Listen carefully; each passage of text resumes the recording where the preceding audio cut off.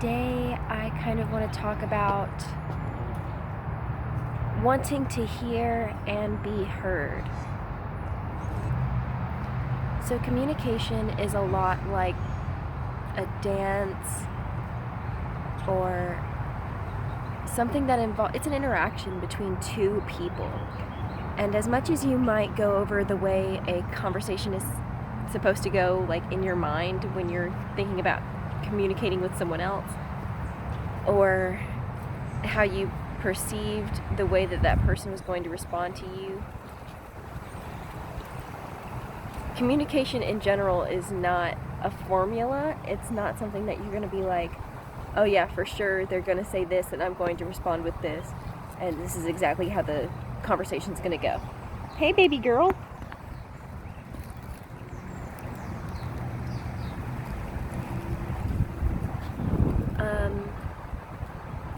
And all of that is to say that sometimes when you're communicating with people, your expectations of what you're trying to get out of the conversation aren't necessarily the same as what other people are expecting from the conversation or what they are wanting to be involved in.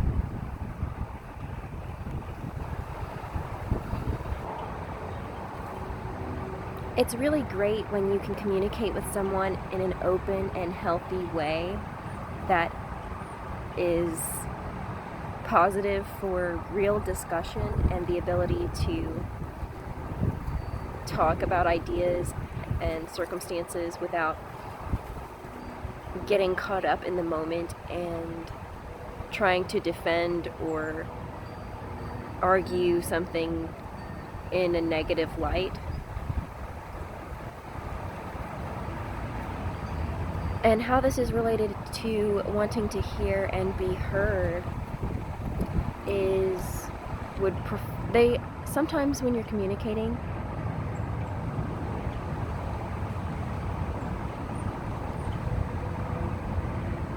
you just want to be heard. You just want someone to hear your perspective. You're not necessarily looking for guidance or advice. You might be, but you just want to be validated in the experiences that you went through and seen as the person that you are, despite the things that you might have gone through or what has happened or what you want to talk about, whatever you want to explain. And sometimes when you are very wrapped up in these feelings, it can be difficult to communicate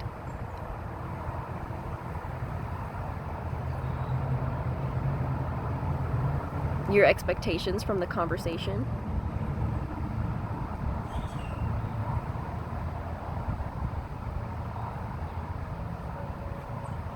And sometimes you just want to be considered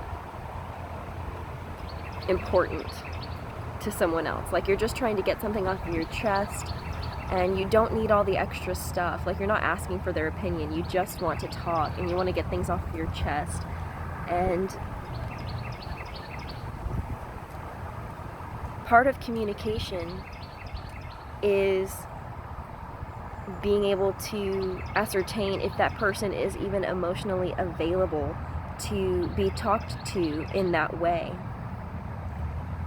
At any given point, someone else might be going through something and you have no idea what they're going through, and they might not have the emotional capacity at that point in time to really listen to you, to really understand what you're going through and put ease to your situation.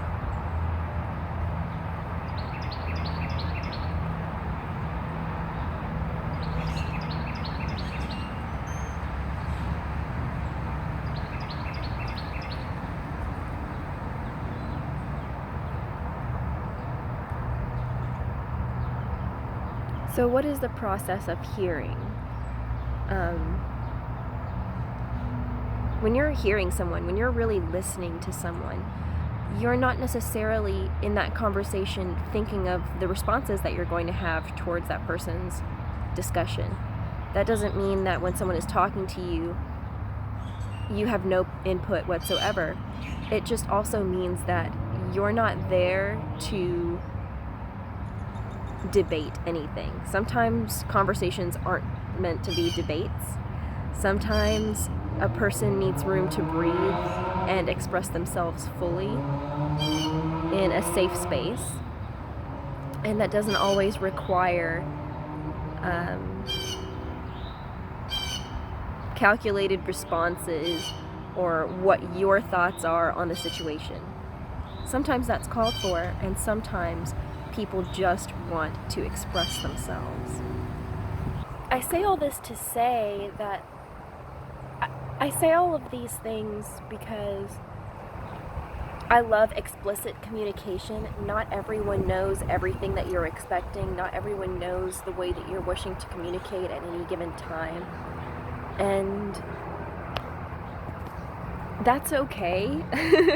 We're not a world of mind readers. And it also just lends itself to trying to recognize when you're in that heightened emotional state, that when you recognize that you just want to vent or get things off of your chest, talk about things, and you're not necessarily looking for someone else's analysis of your circumstances.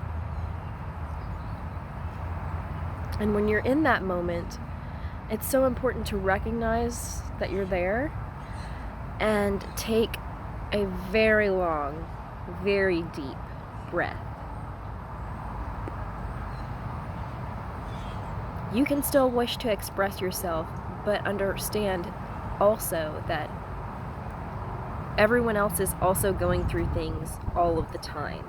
And when the expectations of what the expectations that you may have related to the communication that you're wishing to take part in can result in resentment towards other people for not being emotionally available to you when you need it. Making time to be emotionally aware of the space that you're in, and also growing in your communication to be mature enough to ask someone else what the emotional state that they are in, and if it is compatible with being able to express yourself in the way that you're wanting to do in that point in time, is so important. It is so important. And it's something that takes a long time to cultivate. We don't want to be resentful towards the people that we love and let go of relationships that are positive, even if that person wasn't emotionally available at the point that we needed them. If you find that you're emotionally available for other people more than you are emotionally available for yourself, check out my boundaries video. Check out how you can balance that relationship that you have with yourself and others.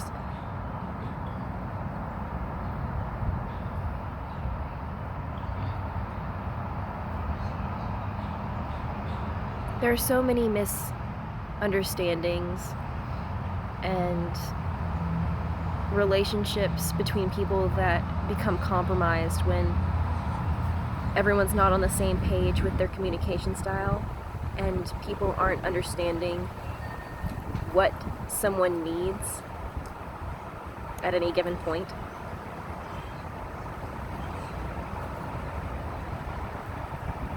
We want to build positive and healthy communication styles here.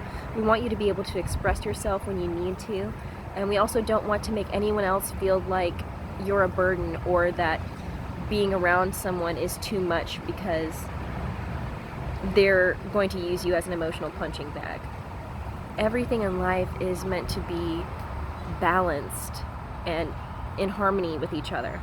And even if that looks like an erupting volcano or the blooming of a flower, both of those things are in equilibrium because they were meant to happen. Circumstances present themselves. situations occur. And life will continue to grow at each passing instance. Take a moment to reflect on yourself. Take a moment to communicate positively with other people and find out. Live with your intentions of living with love first. Everyone here is on the same team. Humanity is the team, okay? Being alive, being a person that is existing. The fact that you are a life form. How about this? Life forms are the team. We don't want to mistreat any life. That doesn't mean that you're emotionally available for other people more than yourself. That just means being emotionally aware of yourself and others. And how can you communicate in a positive way to reflect the needs that you find yourself with? I hope this wasn't too rambly.